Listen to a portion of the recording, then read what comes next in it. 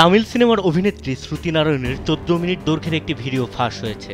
এটি প্রাইভেট অডিশনের সময় ধারণ করা। কাস্টিং কাউচের ভিডিওটি ফাঁস হওয়ার পর তুমুল সমালোচনা চলছে। ভিডিওটি ফাঁস হওয়ার পর নীরব ছিলেন শ্রুতি। অবশেষে বিষয়টি নিয়ে মুখ খোলেন এই অভিনেত্রী। ইনস্টাগ্রাম স্টোরিতে দেওয়া পোস্টে শ্রুতি জানান খুবই কঠিন সময় পার করছেন তিনি।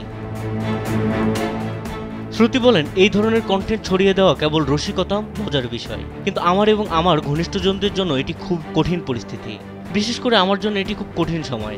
এই কঠিন পরিস্থিতি সামাল দেওয়া ভীষণ জটিল। আমিও একজন নারী, আমারও অনুভূতি আছে, আমার ঘনিষ্ঠজনদেরও অনুভূতি আছে। আপনারা সবাই এটিকে খারাপ থেকে আরও খারাপ করে তুলছেন।